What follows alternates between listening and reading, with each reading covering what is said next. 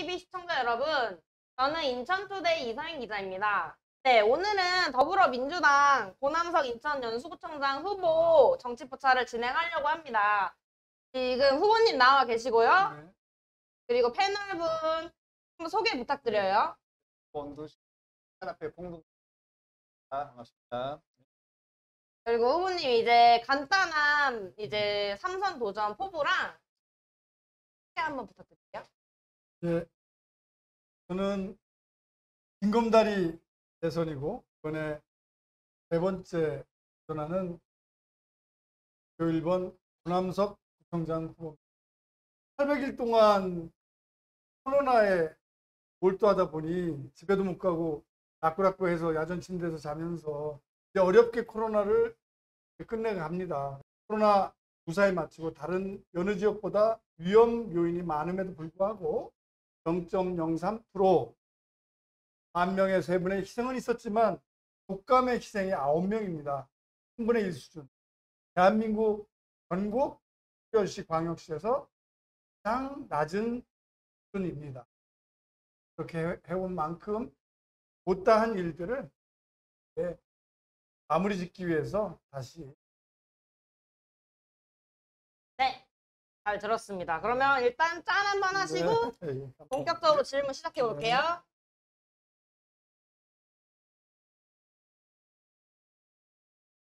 네, 이렇게 삼선 도전 이유랑 이렇게 좀 들었는데 그동안의 성과랑 그 주요 공약?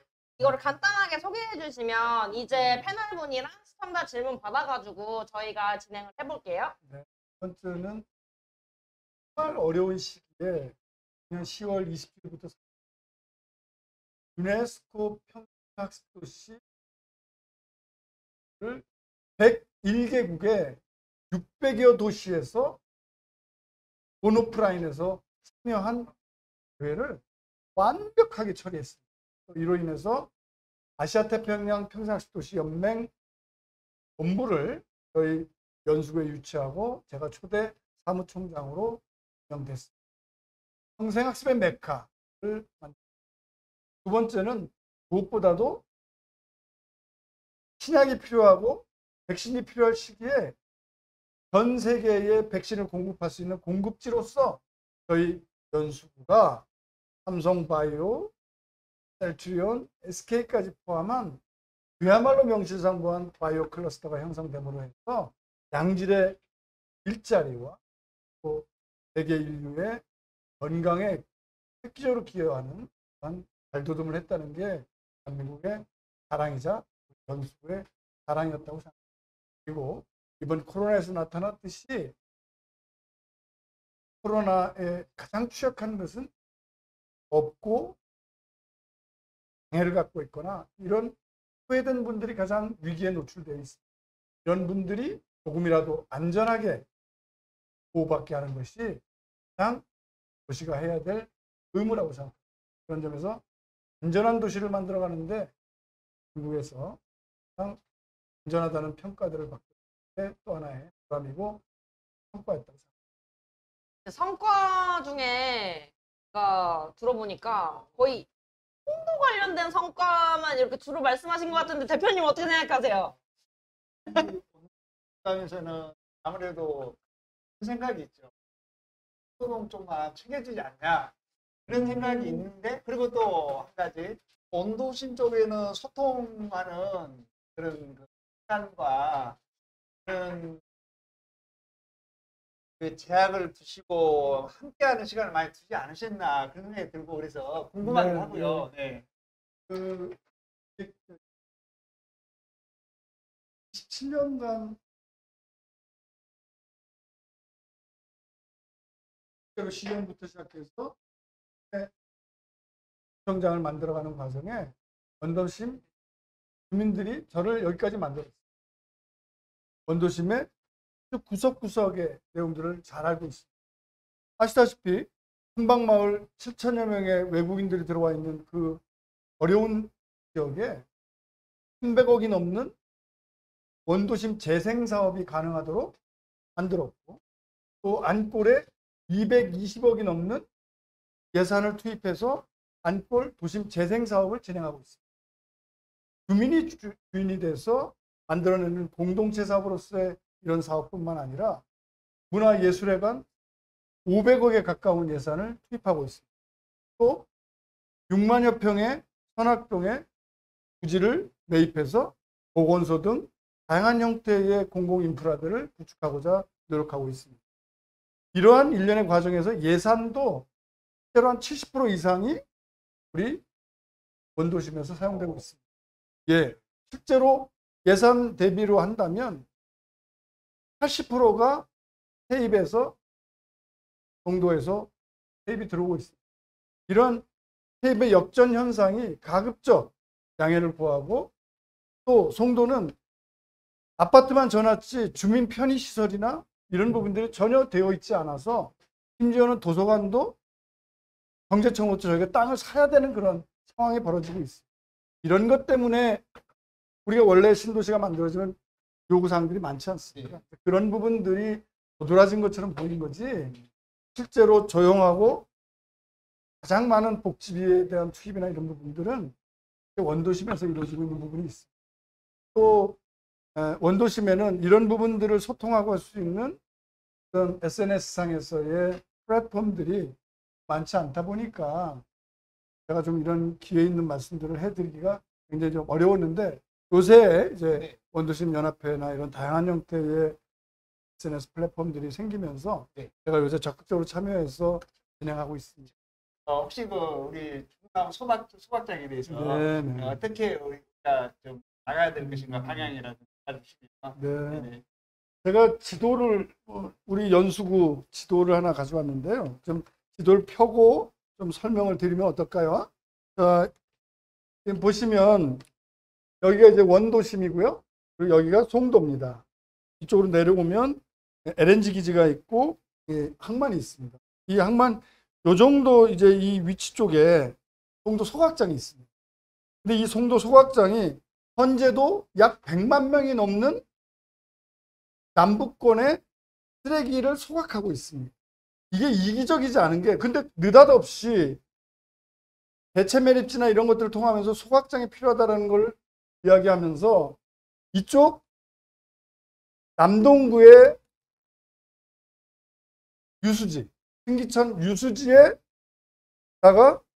소각장을 만들고 또 이쪽 909 중구 남항 여기다가 소각장을 만들겠다. 그러면 이 세 군데가 바람잡이가 돼가지고 여기서 나오는 아무리 청정하게 한다고 하더라도 다이옥신이나 상당히 해로운 부분이 나올 수 있습니다. 저는 이렇게 해서는 안 된다. 135만 45%의 인천 시민들의 소각을 책임지고 있는 우리 연수구의 예의도 아니다. 그렇게 할 이유도 없다. 그래서 이 두 부분은 폐지해라. 이렇게 했더니 남동구에 있는 부분은 폐지하되 이 중구에 있는 남항 소각장은 그대로 유지하겠다. 근데 여기는 또 뭐냐면 하수 처리장에서 찌꺼기가 나옵니다. 근데 이 찌꺼기를 건조하고 하는 데서 냄새가 엄청납니다. 지난번에 경제청에서 하고 있는 이 자원순환센터에서 사고가 터져가지고 악취가 엄청났던 거거든요.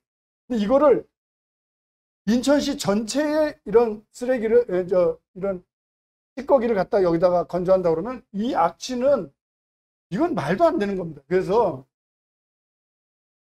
적어도 시에 협조하고 묵묵히 소각장을 좀 더 현대화해서 안 하겠다는 것도 아니고 남동구와 미추홀구의 135만 명을 다 책임져 주겠다고 하는 부분을 받아들여서 남항 소각장은 폐지하라는 게 처음부터 저의 입장이었고 그렇게 해도 충분한 대안이 된다는 걸 말씀드렸습니다.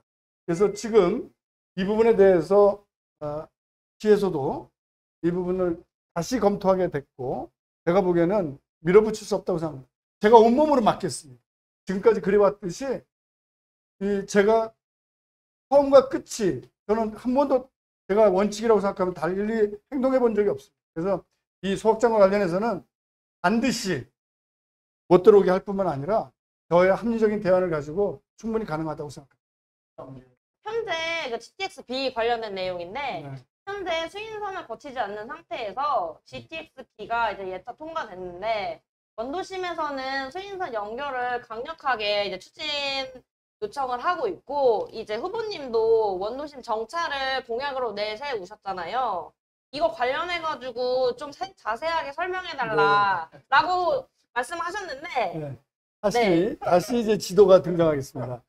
제가 이 과정을 좀 말씀드리면 처음에 GTX-B가 이 강남 쪽으로 가는 GTX-A나 이런 부분에 대해서 소위 BC 레이쇼, 돈을 투자한 만큼의 수익성이 잘 안 나온다고 해서 부산의 위기에 있었습니다. 그때 저의 생각은 GTX-B를 예타를 면제시키고 이 부분을 성공적으로 맞추기 위해서는 뭔가 주민의 힘이 필요하다. 그리고 우리만의 힘으로는 안 된다. 그래서 제가 곰곰이 생각한 게 GTX-B를 관통하는 단체장들을 다 모으자. 그래서 11개 단체장을 전부 다 연락을 했습니다. 그래서 우리가 100만 서명운동을 하자.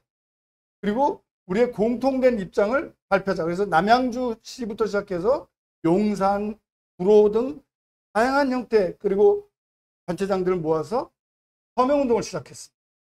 그리고 나서 이 해당되는 국회의원들을 모아서 갔습니다. 근데 이때는 우리 한 구에 GTX-B 노선을 2개의 정차역을 우리가 주장하면서 이 문제를 하기에는 좀 어려운 상황이었습니다.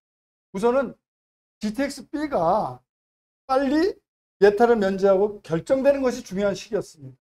근데 그게 제가 오죽하면 부산에 내려가 있던 당시 당대표였던 이해찬 당대표께 기재부가 같이 내려가서 윤관석 남동구 의원까지 동원해가지고 안판을 줬습니다. 그때 결정된 게 그렇다면 GTX-B에 대해서도 예타 면제를 같이 고려하겠습니다라는 이야기를 결정적으로 들었습니다. 이런 과정에서 인천대까지 끌고 오는 것은 성공했습니다. 그런데 구체적인 형태로 들어가는 과정에서 어떤 반가운 소식이 이제 생겼냐면 저 위쪽은 공공투자로 개발을 진행하고 요 용산 밑으로는 민자를 통해서 민간 자본을 통해서 하겠다는 발표가 났는데 민간 쪽에서는 지금의 정차역 가지고는 수익성이 안 나오니 적어도 정차할 수 있는 역을 4군데 정도는 더 해줬으면 좋겠다라는 의견이 이제 발생했습니다. 아, 이제 기회가 왔다. 이제는 처음에 예타 면제를 위해서는 11개 시도가 부군이 같이 했지만 이제부터 경쟁이다. 그래가지고 어떻게 해야 되냐?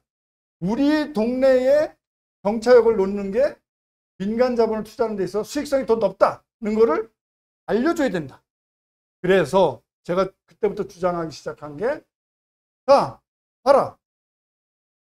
대한민국 어디에서 지금 이렇게 가면은 수인선입니다. 이게 수인선이고, 그 다음에 이게 GTX-B 노선으로 지금 잠정되어 있는 부분입니다. 이 부분이 여기서 정차하고 더 위에 가서 시청에 가서 정차하는 겁니다. 그 다음에 제2경인전치를 해서 이렇게 해가지고 신현수역을 해서 지금 구로로 빠지는 제2경인선이 있습니다. 그럼 여기서 KTX가 여기서 해서 목포, 부산, 강릉까지 갈 수 있고 또 제2경에서 바로 들어가고 수인선이 있고 도시철도 1호선이 지나가고 나중에 여기 국제터미널에 들어가는 부분이 KTX로 연결되고 완전히 사통발달, 대한민국에서 이 정도로 모든 철도망이 들어오는 케이스는 우리 연수밖에 없다. 그런데 더더군다나 이 모든 혈맥이 다 모이고 있는 이 원도심의 수인선 이 자락에 어딘가에 GTX-B가 정차를 하게 되면 그 정차되어진 역을 중심으로 역세권을 형성하게 하면서 어마어마한 개발이 가능하고 이 부분에서 BC 레이쇼는 일이 월등히 높이 나올 수 있다. 이 부분을 지금 강조하고 있고 현재까지 진행한 것을 잠깐 말씀드리면 민간자본 쪽에서는 굉장한 관심을 3군데에서 가장 경쟁력 있는 곳으로 눈여겨보기 시작했고 이 부분을 강조해 나간다면 저는 이건 충분히 가능하다. 그리고 이 부분을 가능케 하는 데 있어서 이제부터는 주민 1단계에서 GTX-B의 예타를 면제시켰다면 2단계에서 GTX-B 정차역이 하나 더 이 주인선을 가는 이 기차 선로 위에 정차되게끔 하고 그 부분을 역세권으로 만든 거. 이게 다음번에 얘기하는 1기 신도시 특별법과 연결하면서 우리 원도심을 르네상스 연수 르네상스 프로젝트에 의해서 새로운 형태의 부활. 과거에는 송도가 있기 전에는 인천의 자존심이었습니다. 이 자존심의 원도심이 다시 부활하는 계기를 만들 수 있다고 하는 게 제 소신이고, 그 점에서 강력하게 이 문제는 제가 하겠습니다. 그리고 저는 한번 하면 우리 주민과 함께 만들어 왔고, 그 저돌성은 뭐 여러분들도 잘 아시지 않습니까? 약속한 대로 진행하겠습니다. 도심이 재건축 연한이 거의 30년 다 됐고 네. 거의 뭐 부지 아파트상 제2기 흐름인데 거기에 빠져있던 상황이고 네. 이제 그거에 대해서 이제 하고 계신데 네. 이 부분에 좀 말씀해 주세요. 아까도 말씀드렸지만 과거 30년 전에는 인천에서 강남이었습니다. 근데 이제 30년이 지나면서 앞으로 5년 내지 10년 내에 이 택지개발지구 내가 거의 다 30년 이상이 되는 노후주택으로 변모합니다. 이 도시를 다시 변화시키고 부활시키기 위해서는 뭔가 변화가 필요한데, 마침 이때 이 신도시 특별법을 만들자라고 하는 제안들이 계속 나왔습니다. 김병호 의원 분당 특별법이 대표적인데 5개 신도시로 딱 묶어놨어요. 그래서 1기 신도시라 하면 분당, 일산, 중동, 평촌, 한번 이 5가지를 이름이다라고 아예 법에다 명시를 했어요.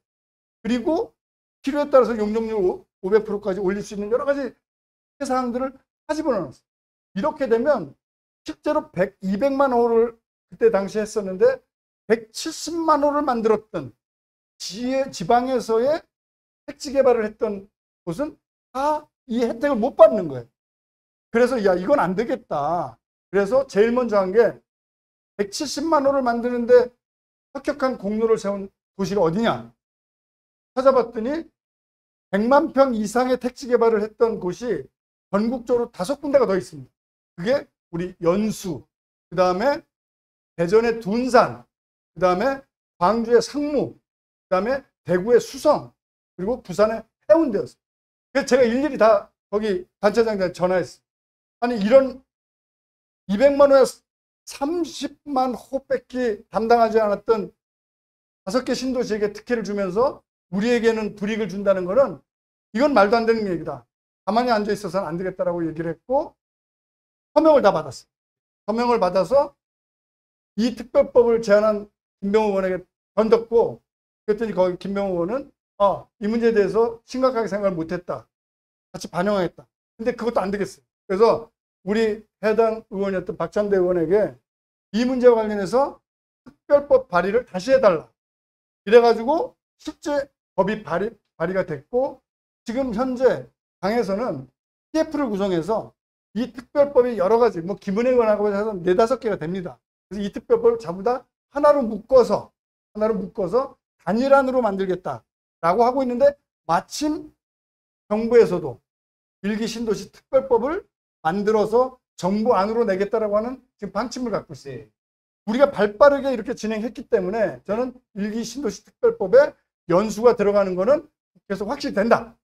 우선 이 철도망이 크로스되고 있는 이 교차점에 있는 역들, 그리고 시발점이 되는 KTX, 이런 부분을 역세권 개발의 형태로 보고 소고층이 가능한 형태로 용적률을 줄 필요가 있다. 단순한 개발이 아니라 승기천을 환경 친화적인 하천으로 만들어내고, 그 다음에 그걸 연결해서 이 승계 하수 처리장을 지하로 넣자. 그리고 그 위에를 공원으로 만들자. 그리고 그거를 다시 연결해서 공계산하고 연결하고, 그렇게 해서 생태 유치원이 가능한 숲도 만들고 해가지고 이거를 소위 해서 승기 이음파크 프로젝트, 이렇게 해서 이 부분은 환경 친화적인 형태로 만들어내고, 그 다음에 각 요번에 문화예술회관 들어가는 이쪽 제2경인이 교차하는 신현수역 쪽에는 지하를 만들어가지고 지하 공간에 문화 예술이 함께 쉴 수 있는 털을 만들고 직접 문화예술회관 가천 캠퍼스에 직접적으로 들어갈 수 있도록 지하 공간을 만들어서 또 다른 새로운 형태의 문화예술 이음 공간을 만들어내자. 앞으로의 100년의 미래를 이곳을 통해서 만들자. 이번에 이쪽 옥년동 앞쪽에 모텔이 구한데 여기에 한 15만 평 정도가 유원지 지구에서 해제됩니다. 그냥 놔두면 난개발이 되는 거예요. 그러니까 저는 뭐냐면 이쪽 테마파크를 포함해서 이쪽에 석산까지 가는 15만 평을 첨단 과학기술단지가 되게 하자. 그렇게 하면서 여기에 연수 경제 자유구역으로 확대해서 매드타운이 아니라 경제적 활동들이 가능한 첨단 스마트 산업들이 들어오게끔 하자. 이렇게 돼야 원도심이 전 세계를 리드해 나가는 또 다른 의미에서의 스마트 산업을 여기다 유치한다. 실리콘밸리의 새로운 형태의 유형을 여기다 만들어내고 송도 국제도시와 함께 윈윈하는 멋진 자유경제구역으로 더 확대 발전할 수 있다는 게 제 생각이고, 경제자유구역을 따진다면 송도 예를 들면요, 구청장의 권한은 10%도 안 돼요. 모든 거는 경제자유구역청과 시가 가지고 있어요. 그러나 우리 주민의 힘을 같이 만들어서 주민이 그거를 성취하고 만들어갈 수 있도록 하는 것, 그 길을 안내하는 것, 그거는 권한의 문제가 아니지 않습니까? 주민을 믿고 주민과 함께 그걸 만들어가는 과정이 저는 더 중요하고, 내가 가진 권한에서만 일을 하겠어. 그러려면 안선구청장 뽑지 뭐하러 민선구청장 뽑습니까? 저는 구청장이든 시장이든 자신의 권한 범위 내에서 일을 도모하는 것은 옳지 않다. 자신의 권한 밖을 내 것으로 만들고 주민을 위해서 함께 만들어내려고 하는 혁신적이고 진취적인 형태로 하는 것이 올바르다. 그런 생각을 갖고 임하고 있습니다. 그리고 들이 가장 원하는 쪽에 동치도 문화재 그 상황을 주민들 입장에서는 이제 30년이 돼서 4층, 5층의 아파트가 재건축된다는 그 한 가지 소망을 가지고 왔는데 갑자기 이게 문화재가 된 다음에 너무나 그 실망이 커서 마음에 한이 맺혀요. 네. 시장님께서 이걸 조금만. 네, 제가 2019년도에 들어와서 10월 달에 이제 문화재 지정에 대한 의견이, 우리가 의결권이 있는 것도 아니에요. 의견서를 첨부해서 시로 갖고 시에서 문화재위원회를 열어서 문화재로 지정이 됐더라고요. 근데 우리가 상식적으로 생각해 보면 제가 7월 1일부터 민선 7기가 시작됐는데 10월에 의견서가 제가 결정한 게 아니고 과장이 전결한 형태로 넘어갔다면 그걸 준비했던 영일 정치 쪽이나 이 과정은 그 1년 전, 훨씬 전부터 아마 준비를 해왔을 겁니다. 그 1년의 과정이 진행돼가지고 된 거예요. 그랬는데 이제 그때 이제 문제가 발생해서 들여다보니 우선 이 문화재를 하게 되면 어떤 지정을 해야 돼요. 보도나 이런 부분에. 그래서 이거가 현재 있는 도시계획에 따라서 층고나 이런 부분에 영향을 받느냐 그랬더니 받을 수도 있고 안 받게 할 수도 있다는 거예요. 그래서 야, 그럼 전혀 안 받게 해라. 그래서 재개발 재건축하는데 어떠한 불이익도 없는 방식으로 공고가 나가게끔 선택을 했어요. 그랬는데 주민 비상대책위 위해서는 그거 가지고 안 되겠다. 아예 재개발 재건축에서 후환을 없애기 위해서 이 지정 자체를 철회시켜달라. 이렇게 얘기가 왔어요. 그래서 제가 그때 서류들을 전부 다 다시 놓고 검토를 해봤어요. 그랬더니 허술하게 문화재 신청이 들어온 게 제 눈에도 들어와요. 그래서 이거 안 되겠다. 감사와 전면적인 형태의 재조사를 실시하고 그 보고서를 작성해라.